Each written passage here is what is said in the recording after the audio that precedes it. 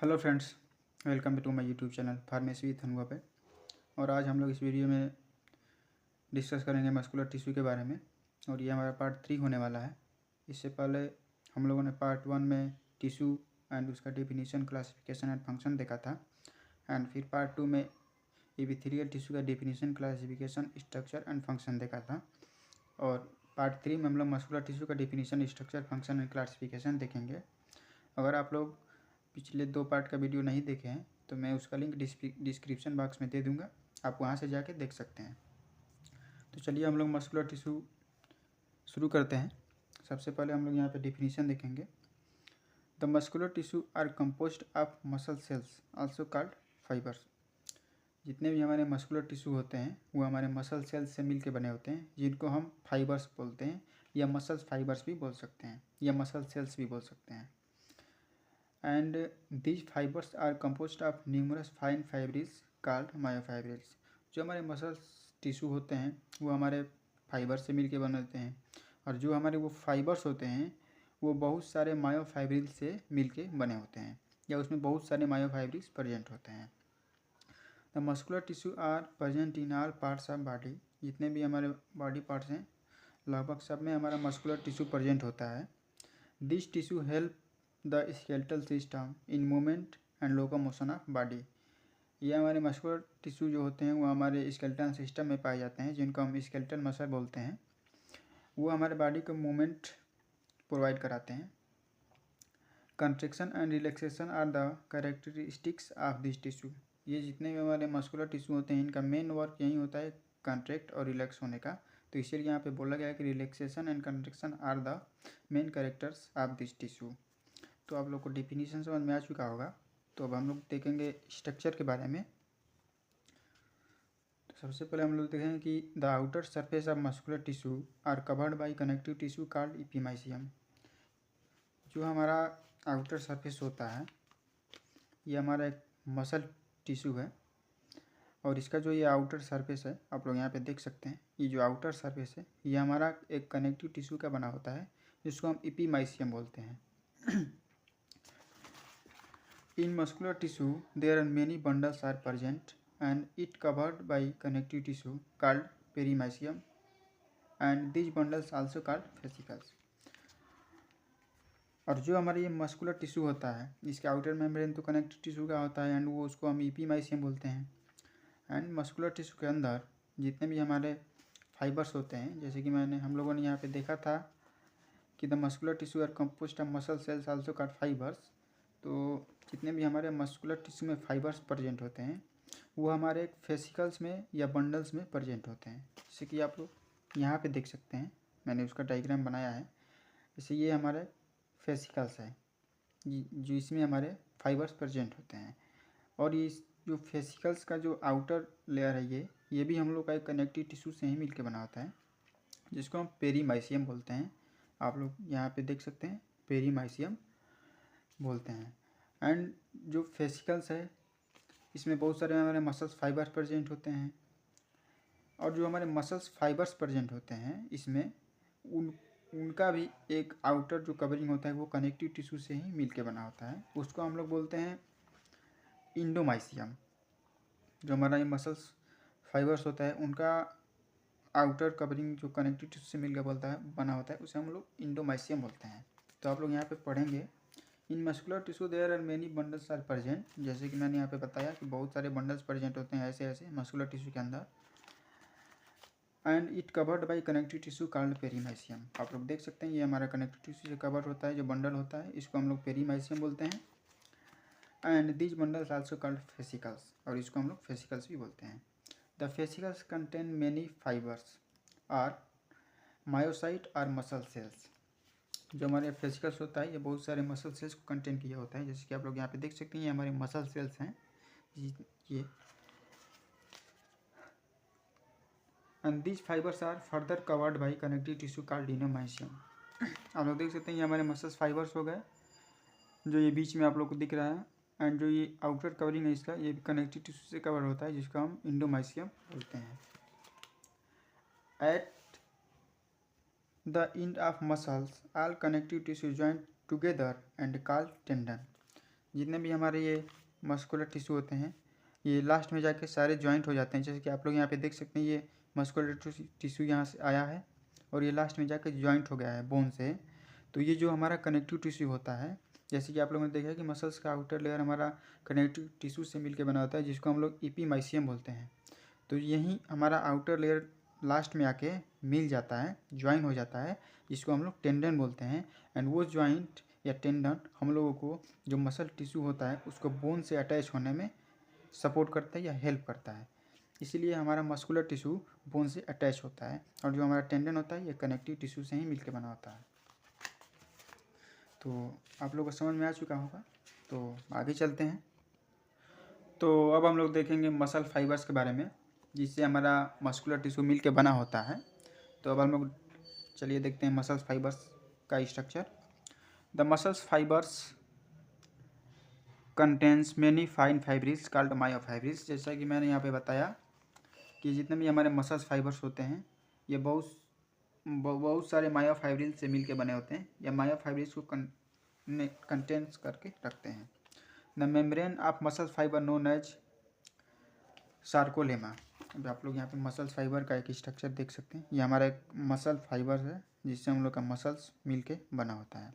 और ये हमारे मसल्स फाइबर जो होते हैं ये बहुत सारे मायोफाइब्रिल्स को कंटेन करते हैं। ये हमारा जो है ये हम लोग का मायोफाइब्रिल्स है। ये जितने भी छोटे छोटे सेल्स आपको दिख रहे हैं ये मायोफाइब्रिल्स जिनको हम लोग बोलते हैं।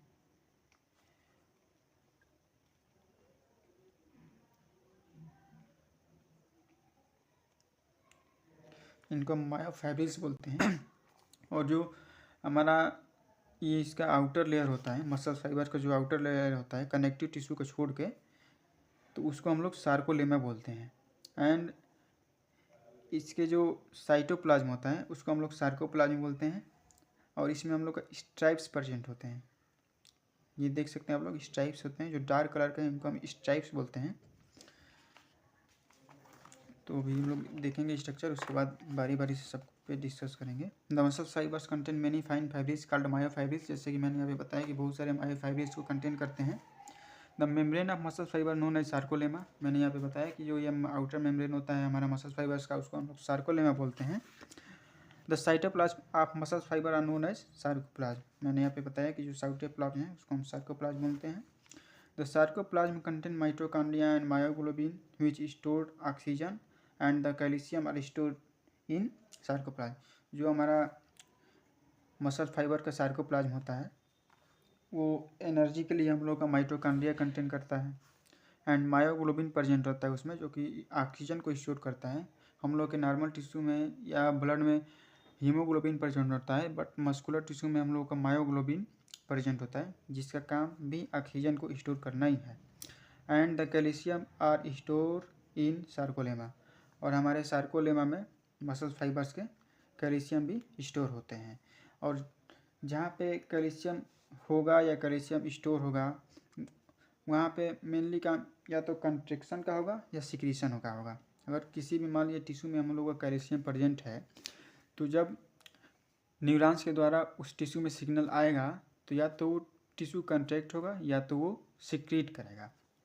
तो इसीलिए यहाँ पे कैल्शियम प्रेजेंट होता है ताकि जब कोई भी सिग्नल हमारे मस्कुलर टिश्यू में आए या दौड़ना है या भागना है तो हमारा मसल कंट्रैक्ट होगा, क्योंकि उसमें कैल्शियम का सिक्रीशन होने लगेगा, तो हमारा मस्कुलर टिश्यू कंट्रैक्ट होने लगेगा, इसलिए इसमें कैल्शियम प्रेजेंट होता है। Bands are present in sarcolemma and it is mainly two types, dark band and light band. जैसे कि मैंने यहाँ पे बताया कि इनको स्ट्राइप्स या बैंड्स भी बोलते हैं, जो ब्लैक ब्लैक आप देख सकते हैं। इनको ये जो डार्क है इनको हम डार्क बैंड और जो लाइट है उसको लाइट बैंड भी हम लोग बोलते हैं, एंड इनको हम स्ट्राइप्स भी बोलते हैं। और जो ये हमारा स्ट्राइप्स या बैंड्स जो रेगुलरली यहाँ पे प्रेजेंट होते हैं इन सबको हम लोग सार्कोमियर बोलते हैं। अभी हम लोग डिटेल स्टडी करेंगे सार्कोमियर का, तो बस आप लोग अभी नेम याद रखिए कि किसको हम लोग क्या बोलते हैं।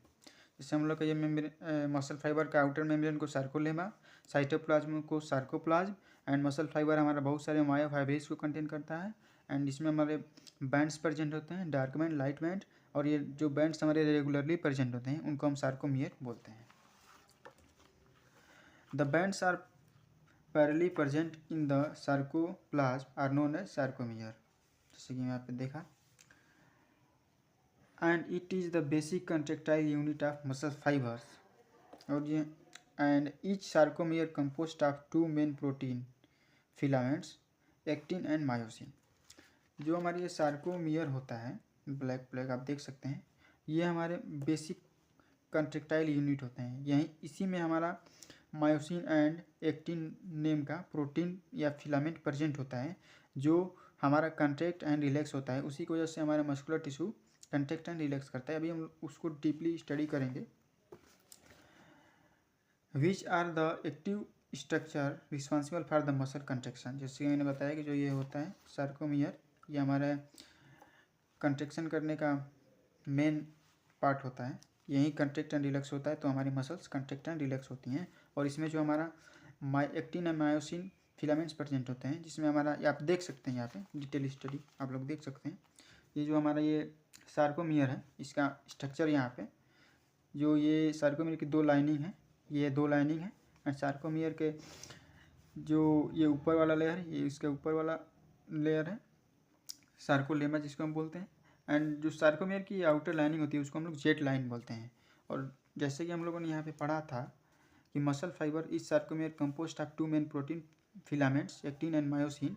तो जो हमारी ये सार्कोमियर है, इसमें हमारे एक्टिन एंड मायोसिन नाम के दो फिलामेंट्स प्रेजेंट होते हैं। जैसे कि आप यहाँ पे देख सकते हैं, जो हमारा ब्लैक कलर का है ये मायोसिन है जो कि थोड़ा थिक होता है, एंड जो हमारा ब्लू है वो एक्टिन फिलामेंट है जो कि थिन होता है। एंड जब मान लीजिए हमारे न्यूरॉन्स के द्वारा मसल्स में सिग्नल आया कि इनको कंट्रैक्ट होना है, तो जब सिग्नल आएगा तो जो हमारे मसल्स में कैल्शियम प्रेजेंट होता है वो वहाँ से सिक्रीट होगा। देन हमारे जो एक्टिन एंड मायोसिन नाम के फिलामेंट्स हैं वो आपस में जुड़ जाएंगे। जैसे कि आप लोग देख सकते हैं कि ये रिलैक्स मोड में है अभी, और जब यहाँ पे सिग्नल आया और जो हमारा ये फिलामेंट कंट्रैक्ट हुआ तो देखिए आप लोग कितना पास हमारे जो एक्टिन एंड मायोसिन नाम के फिलामेंट हैं पास आ जाते हैं। तो मेनली काम यही होता है हमारे सार्कोमियर का या डार्क बैंड का, आप जो भी बोल सकते हैं। जब हमारा ब्रेन से सिग्नल आएगा कि कंट्रैक्ट होना है तो जो एक्टिन एंड मायोसिन नाम के जो दो फिलामेंट हैं वो आपस में कंट्रैक्ट हो जाएंगे, जिससे हमारा पूरा मसल कंट्रैक्ट होगा। एंड जब वो सिग्नल चला जाएगा या जो वर्क हो जाएगा, या हम लोग दौड़ना भागना बंद कर देंगे, अपने बॉडी को स्ट्रेचिंग करना बंद कर देंगे, तो फिर वो नॉर्मल शेप में आ जाएगा। जैसे कि आप लोग यहाँ पे देख सकते हैं रिलैक्स मोड में हमारा एक्टिन एंड फिलामेंट जो है दूर दूर है, और जो हमारा कंट्रैक्ट मोड में है वो पास आ चुके हैं। तो यहाँ पे हम लोग का स्ट्रक्चर ख़त्म हो गया। अब हम लोग क्लासिफिकेशन देखेंगे। तो सबसे पहले हम लोग यहाँ पे देखेंगे it is mainly classified in 3 types according to size and function. जो हमारा मस्कुलर टिश्यू होता है वो 3 पार्ट्स में डिवाइड होता है according to their size and function के अकॉर्डिंग। सबसे पहले हमारा आ जाता है स्केलेटन मसल, दूसरा हमारा स्मूथ मसल, एंड तीसरा हमारा कार्डियक मसल। तो अब बारी बारी से हम लोग इन तीनों का डिटेल स्टडी करेंगे। तो चलिए चलते हैं। तो हम लोग स्केलेटल मसल देखेंगे।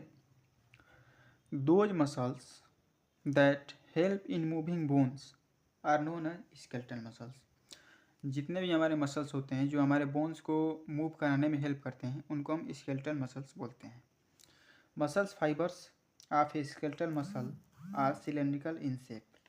जैसा कि आप लोग यहाँ पे इस स्ट्रक्चर में देख सकते हैं, ये हमारा मसल्स फाइबर्स हैं जिनका शेप आप लोग देख सकते हैं सिलेंड्रिकल है। ये सिलेंड्रिकल इन शेप में होते हैं।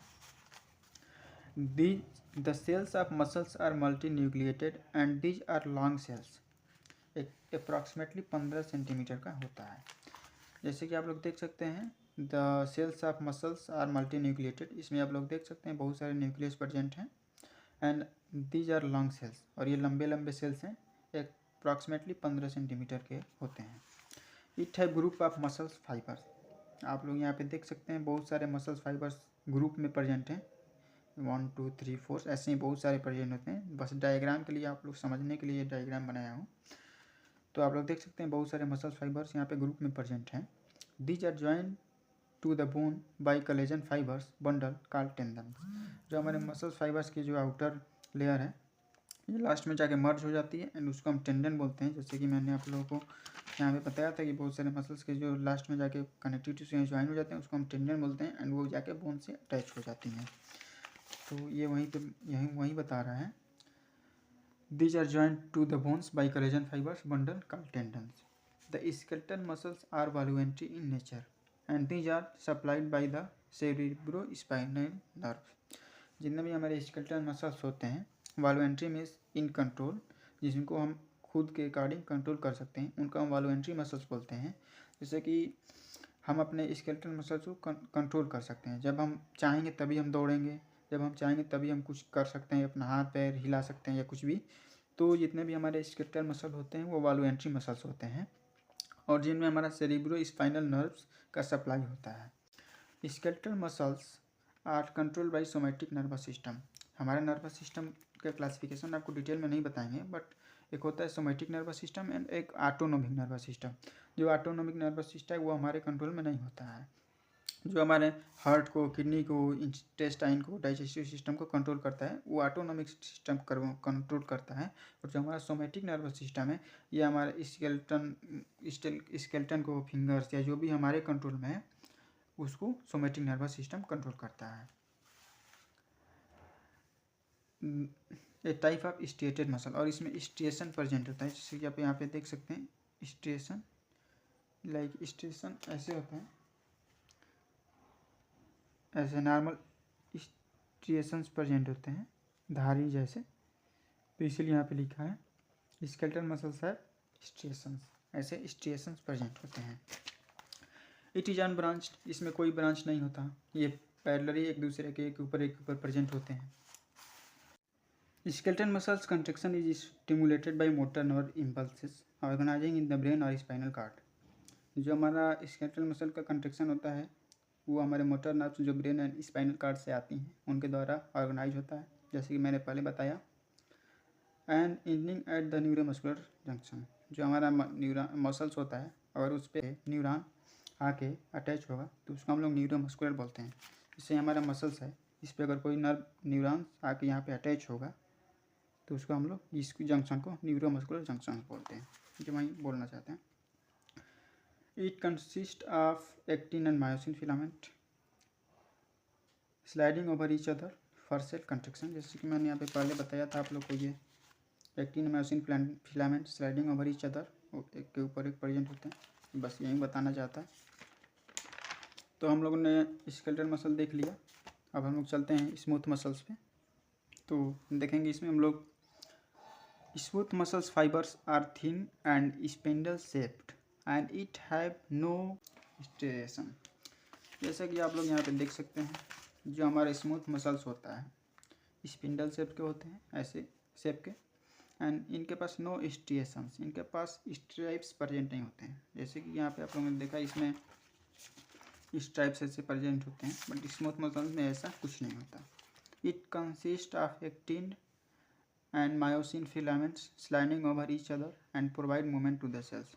जितने भी हमारे मस्कुलर टिश्यू होते हैं वो सब उनके फिलामेंट्स सारे actin and myosin filaments contain करते हैं जो हमारे मूवमेंट में हेल्प करते हैं।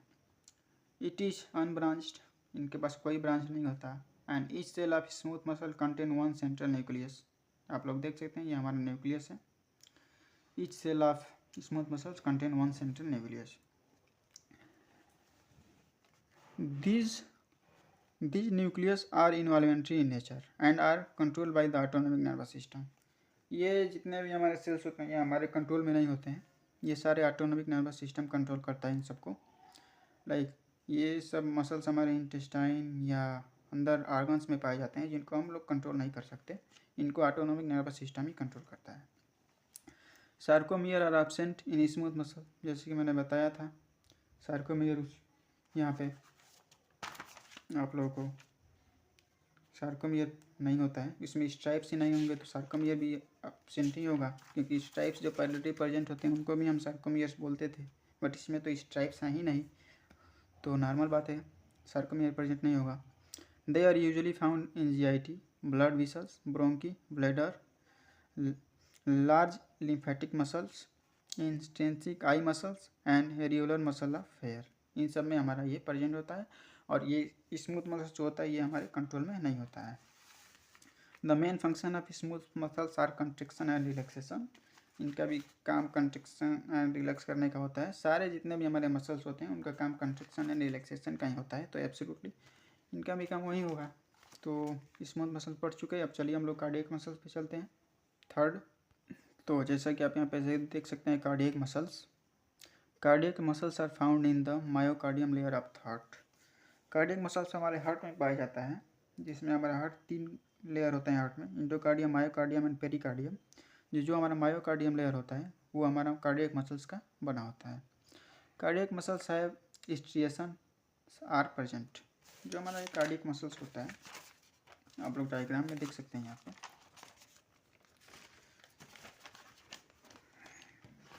ये हमारा कार्डियक मसल्स है, इसमें स्ट्रिएशंस प्रेजेंट होते हैं लाइक स्ट्राइप्स। जैसे कि अभी स्ट्राइप्स ये सब देखते हैं, जितने भी हैं स्ट्राइप्स हैं, stripes are present.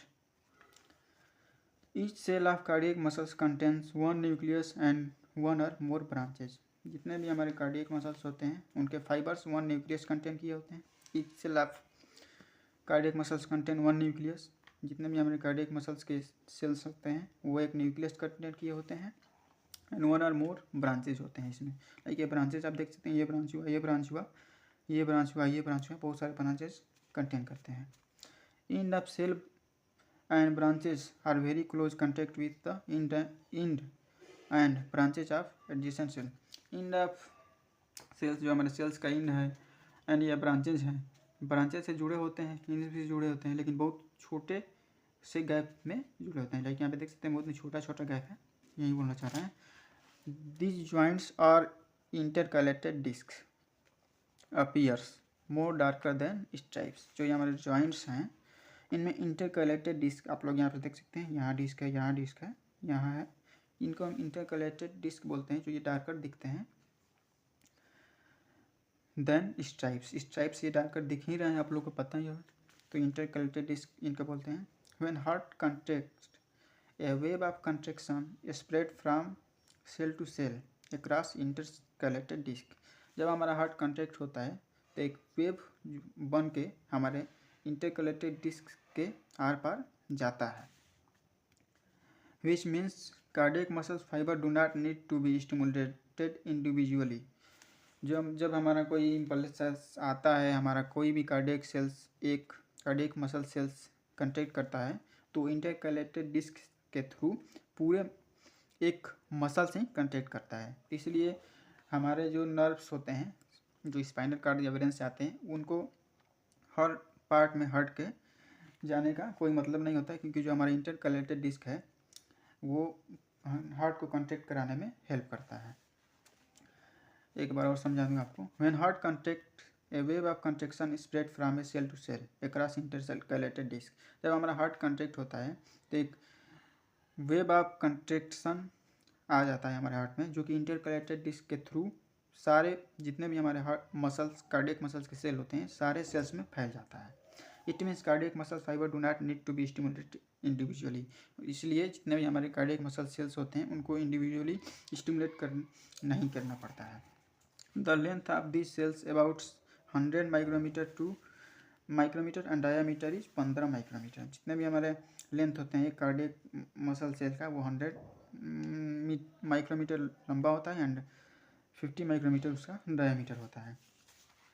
More number of mitochondria and less number of myofibrils are present in the sarcoplasm of this cell. जितने हार्ट को कॉन्ट्रैक्ट बहुत हमेशा करना होता है 24 घंटे, या जब तक हम अगर हार्ट रुक गया तो हम भी रुक जाएंगे, इसलिए हमारे हार्ट के पास बहुत सारे मायोकॉन्ड्रिया पाए जाते हैं, क्योंकि बहुत सारे एनर्जी का ज़रूरत होता है हमारे हार्ट को, इसलिए ढेर सारे माइटोकॉन्ड्रिया पाए जाते हैं एंड बहुत कम मायोफाइब्रिल्स हमारे हार्ट में पाए जाते हैं। इट इज़ इनवॉल्वेंट्री नेचर, ये भी हमारे कंट्रोल में नहीं होता है, इसको भी हमारा ऑटोनॉमिक नर्वस सिस्टम कंट्रोल करता है। क्या हार्ट को हम अपने अकॉर्डिंग चला सकते हैं? नहीं चला सकते हैं, तो इसलिए ये हमारा इनवॉल्वेंट्री होता है नेचर में। The intercalated disc contain gap junction and desmosome junction. जो भी हमारा इंटरकलेटेड डिस्क होता है ये हमारा gap junction and desmosome junction present होता है। गैप जंक्शन के थ्रू इसमें हमारे जितने भी प्रोटीन विटामिन आते जाते रहते हैं, और जो हमारा डेस्मोसोम जंक्शन है ये सेल्स को आपस में चिपका के रखता है। Autonomic nervous system control the contraction and relaxation of the cardiac muscle. जैसे कि मैंने बताया कि ऑटोनोमिक नर्वस सिस्टम हमारे हार्ट का कंट्रैक्शन और रिलैक्सेशन को कंट्रोल करता है। तो अब हम लोगों ने देख लिया कार्डियक मसल्स का डायग्राम एंड फंक्शन स्ट्रक्चर। अब चलते हैं हम लोग फंक्शन पे, जो हमारे मस्कुलर टिश्यू का क्या फंक्शन होता है। तो अब हम लोग फंक्शन देखेंगे, हमारे जो मस्कुलर टिश्यू का फंक्शन देखेंगे। ओसियस सिस्टम मूवमेंट, जो भी हमारा ओसियस सिस्टम या स्केलेटल सिस्टम उसी होता है, उसको ये मूवमेंट प्रोवाइड करता है, क्योंकि जो हमारे स्केलेटल मसल्स होते हैं वो हमारे प्रेजेंट होते हैं स्केलेटल सिस्टम में, तो जो उनका काम ही होता है मूवमेंट प्रोवाइड कराना, तो हमारे ओसियस सिस्टम को मूवमेंट प्रोवाइड कराते हैं। बॉडी हीट प्रोटेक्शन, जब हमारा मसल्स कंट्रैक्ट होगा तो उसमें से एनर्जी निकलेगी, तो जब हमारे मसल्स में कंट्रैक्शन ज़्यादा होगा तो हमारे बॉडी को वो हीट प्रोवाइड करेगा, सिंपल सा है। Body posture maintain formation of walls of body cavity and organ support, हमारे ऑर्गन सपोर्ट में भी हेल्प करता है, और जितने भी हमारे बॉडी है उसको पोस्चर प्रोवाइड करता है। तो आप देखेंगे दुबले पतले लोगों में जिनमें मसल्स की कमी होती है वो कैसे दिखते हैं, और जो जिनमें मसल्स का साइज शेप एंड अच्छे से होता है वो अच्छे दिखते हैं। प्रोटेक्शन, मसल्स फॉर्म ए protective layer around different organ, जितने भी हमारे heart, kidney, lymph, blood, small intestine, large intestine, जितने भी हैं उनके अंदर ये प्रोटेक्टिव लेयर का फॉर्मेशन करता है, उनको प्रोटेक्शन प्रोवाइड कराता है। एक्सप्रेशन ऑफ और feelings, thoughts etc are produced by brain and perceived by muscles, जितने भी हमारे एक्सप्रेशन, फीलिंग्स या थॉट्स आते हैं वो हमारे ब्रेन द्वारा प्रोड्यूस होते हैं और वो हमारे फेस के या मसल्स द्वारा एक्सप्रेस होते हैं। Example, it is seen in the form of expression of face, जब भी हमारे हंसते हैं या करते हैं तो हमारे मसल्स कंट्रैक्ट होते हैं, रिलैक्स होते हैं, उनको हम एक्सप्रेशन के फॉर्म में देख सकते हैं। तो ये टॉपिक हम लोग का आज ये इतना ही एंड हो गया, और नेक्स्ट वीडियो में हम लोग पढ़ेंगे कनेक्टिव टिश्यू के बारे में। तब तक के लिए इतना ही। अगर वीडियो अच्छा लगे तो प्लीज़ लाइक कीजिए, छोटा सा कुछ भी कमेंट कीजिए। तब तक के लिए चलते हैं, धन्यवाद।